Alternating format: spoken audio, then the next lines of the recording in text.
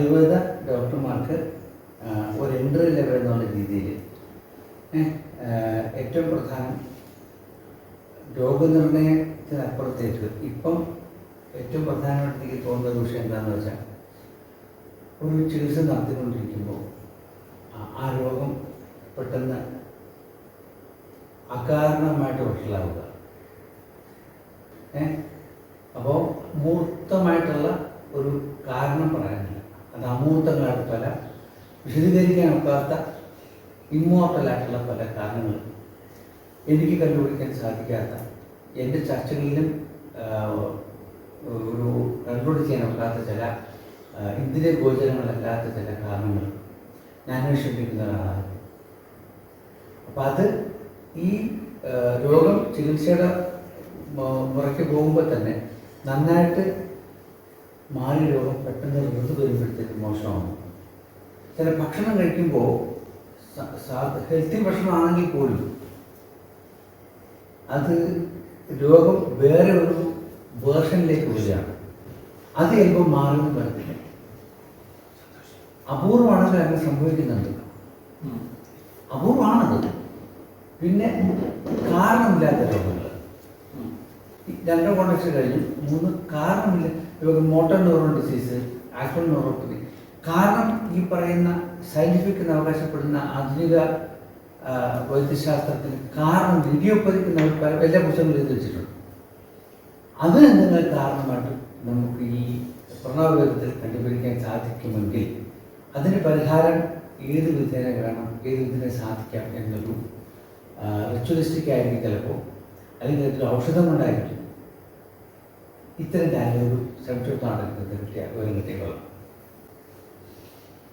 ഇത് ഞാൻ അന്ന് പറയുന്ന വലിയ വാക്കുകൾ കേട്ടുകൊണ്ടിരിക്കുകയായിരുന്നു. എനിക്ക് പറയാനുള്ളത് തന്നെയാണ് അന്ന് സംസാരിച്ചുകൊണ്ടിരിക്കുന്നത്. ഞാൻ വളരെ അത്ഭുതത്തോടെയാണ് അതൊക്കെ കേട്ടത്. അതൊരു മാറ്റർ മാജിക്കാണ് കെമിസ്ട്രിയുടെ മാജിക്കാണ് ബയോളജി. നമ്മളുടെ തോന്നലുകൾ ഒരു രോഗം തോന്നലുകൾ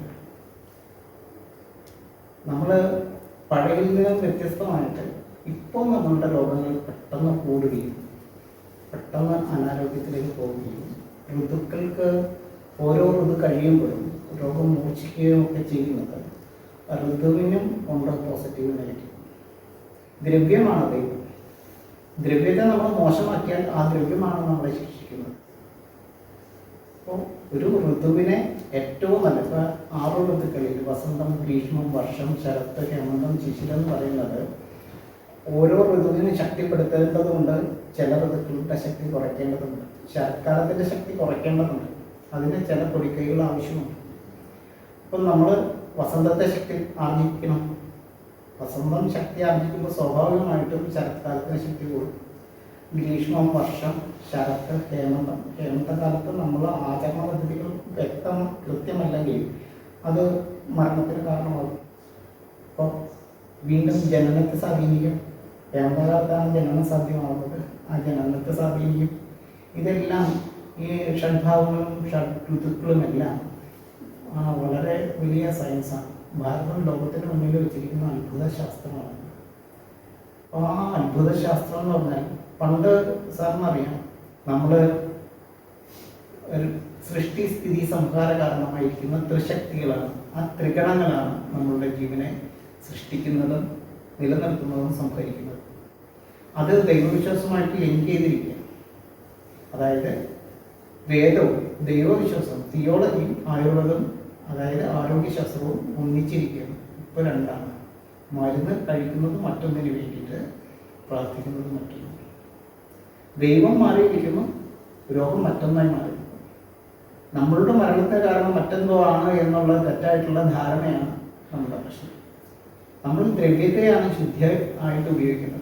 ദ്രവ്യശുദ്ധിയാണ് നമ്മുടെ ജീവിതത്തിൻ്റെ വൃത്തിയും ശുദ്ധിയും നമ്മുടെ ജീവിതത്തിൻ്റെ ആയുസ്സും എല്ലാം. നമുക്ക് ശ്വസിക്കാൻ, ഇപ്പോൾ ശ്വസനം ആരെങ്കിലും ആസ്വദിക്കുന്നുണ്ട്? ഒരാളും ശ്വസിക്കാൻ ആഗ്രഹിക്കുന്നില്ല, ആസ്വദിക്കുന്നില്ല. ശ്വസനം മുതലേ നമ്മൾ എല്ലാം നമുക്ക് ആസ്വദിക്കാൻ പറ്റണം. ഈ പ്രപഞ്ചത്തെ നമുക്ക് വിശ്വസിക്കാൻ പറ്റണം. നമ്മൾ മറ്റെന്തിനെയോ ദൈവമായിട്ട് കണ്ടു വിശ്വസിക്കുന്നത് കൊണ്ടാണ് ദ്രവ്യമാണ്, മാറ്ററാണ് മദറാകുന്നത്.